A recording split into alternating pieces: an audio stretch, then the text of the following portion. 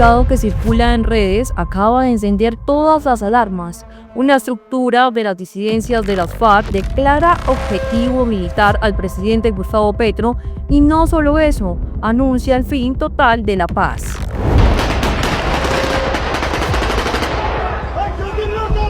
Es importante decir que cuando un grupo armado al margen de la ley hace una declaratoria de objetivo militar y declara todo el Estado, porque menciona al presidente, a los ministros, a las instituciones públicas, a la fuerza pública, es una declaración de guerra más que una amenaza de muerte en particular. Por supuesto, eso incluye la posibilidad de muerte. Esto no es nuevo en el Frente 33, recordemos que en el año 2021 con una ráfaga de disparos atacaron una de las aeronaves presidenciales del entonces presidente Iván Duque, es decir, no es nuevo. Ahora, es importante plantear que la mayoría de estos comunicados, cuando son oficiales, más en una coyuntura como la paz total, se hacen también en difusión por las redes oficiales y la página web.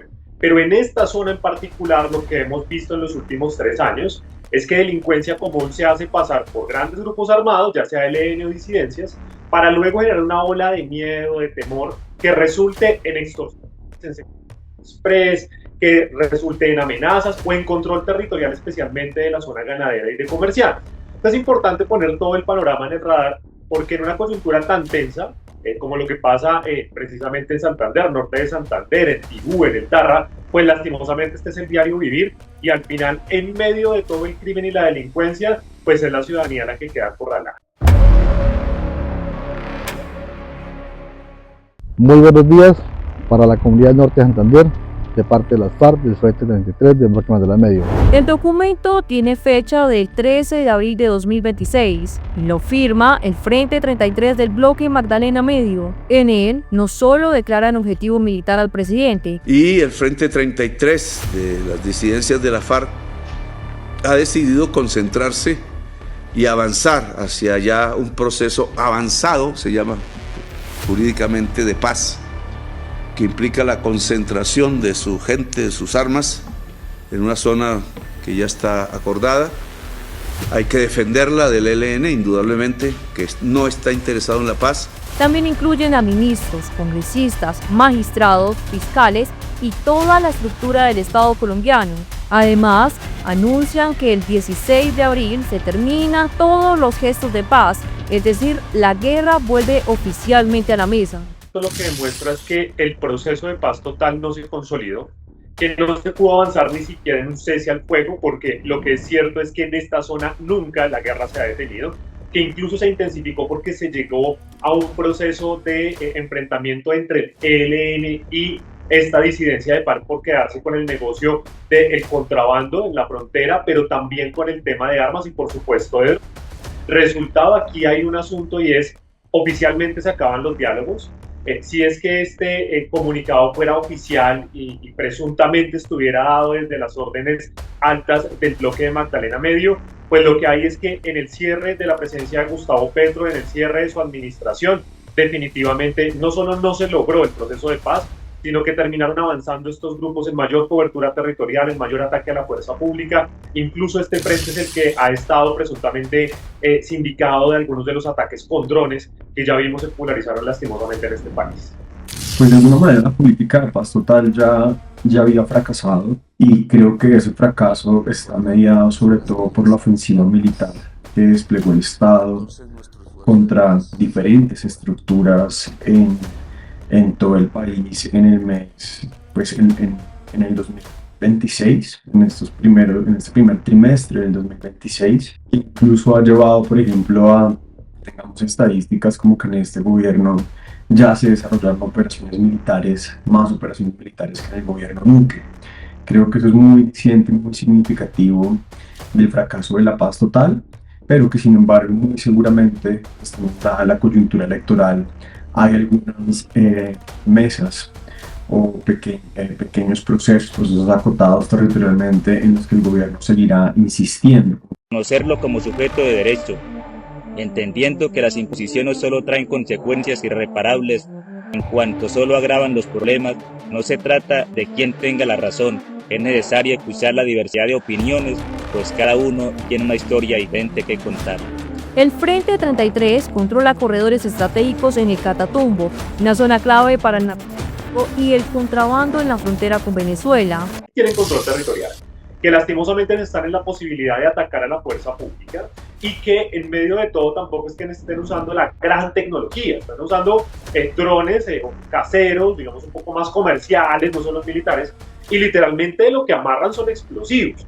Resultado, no se están matando la cabeza en qué tienen que comprar, cómo importar, cómo pasar por contrabando, este tipo de artefactos, sino sencillamente están creando nuevas formas para el temor, para poder atacar a la población civil que está en medio de la situación, a pesar que ellos dicen constantemente que su lucha es contra el ejército, contra el Estado, contra la fuerza pública en general. Y finalmente hay algo, y es que sí están controlando las finanzas. Esto ha hecho que desde hace 2 años estén en pelea con el ELN por quedarse especialmente con el Tarra, con Tibú y con el Catatumbo, por el ala de los cultivos, los laboratorios y las rutas que conectan directamente con la frontera en Venezuela, que son rutas que sirven de 2 cosas: para sacar la droga, para incluir los insumos, y adicional para todo el tema de narcotráfico y armas. Es decir, tienen el negocio perfecto y no lo quieren soltar. Este frente ha aumentado su capacidad armada en los últimos meses. La persona más importante de este frente, por supuesto, es John Mechas. Es como el primero al mando y durante los últimos años ha estado allí, sobre todo localizado en la zona fronteriza de Tibú, incorporando drones artesanales y explosivos improvisados, una táctica que ya se había visto en otros conflictos internacionales. Y ahora lanza un mensaje directo contra el poder político. También acusan una supuesta alianza entre la fuerza pública y el ELN, algo que podría indicar una fractura total entre grupos armados ilegales. No solo es contra el Estado, también podría ser una guerra entre ellos. Recordemos que el Frente 33 fue el frente que le disparó al avión presidencial durante el gobierno Duque. En un aterrizaje en Cúcuta fue el frente que además atacó en las instalaciones de la segunda división o de la brigada de la segunda división en Cúcuta, las instalaciones de la Fuerza de Tarea Vulcano, que además también desarrolló atentados en el aeropuerto Daza de la ciudad de Cúcuta.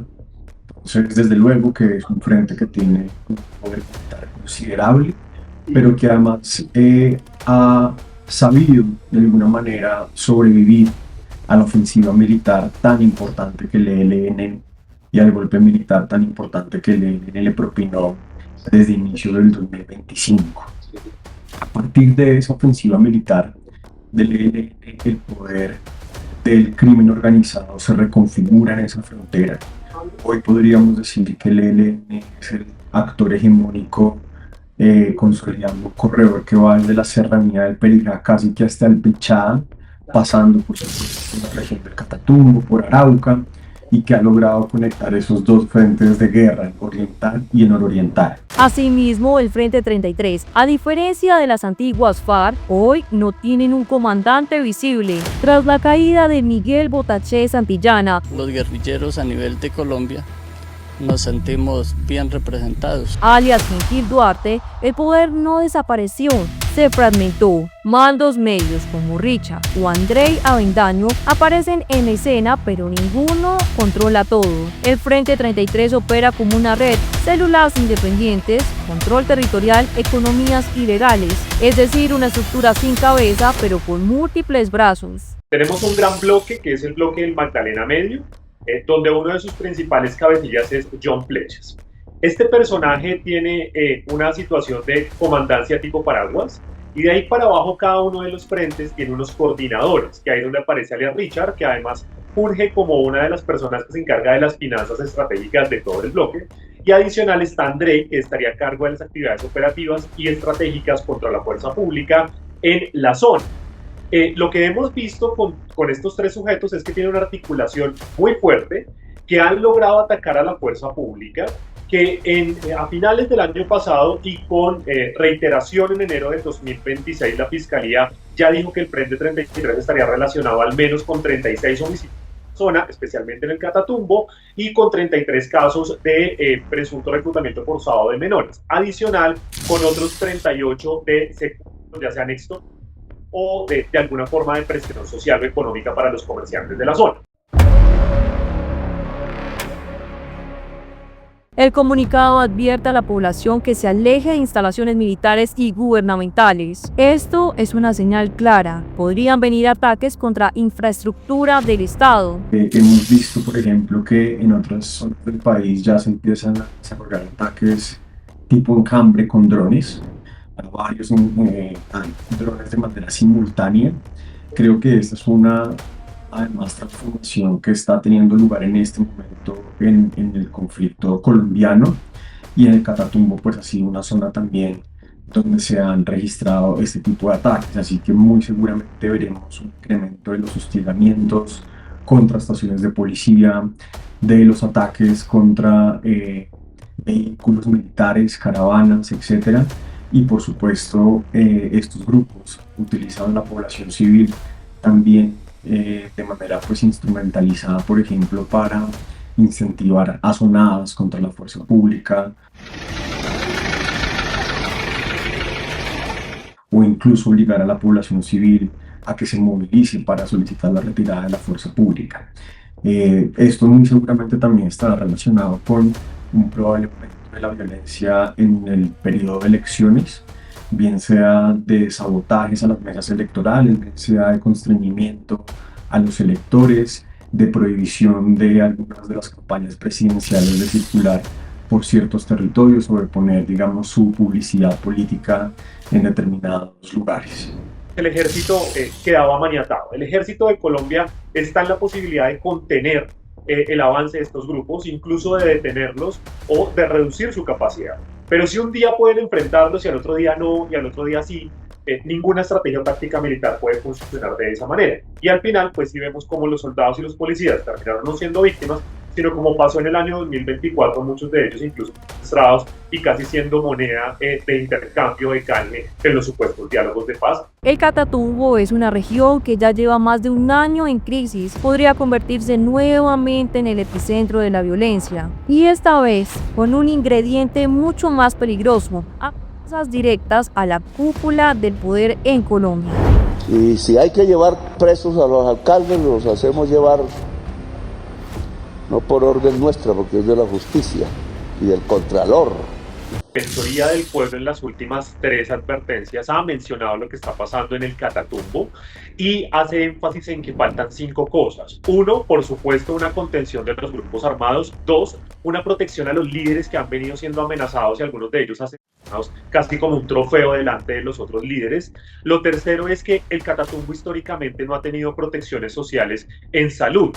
Lo cuarto, tampoco en educación. Y lo quinto es que la economía sí está comandada por los grupos armados. Ellos son los que deciden qué sale, qué entra, qué se comercia, incluso los precios. Eso lo ha advertido la Defensoría del Pueblo.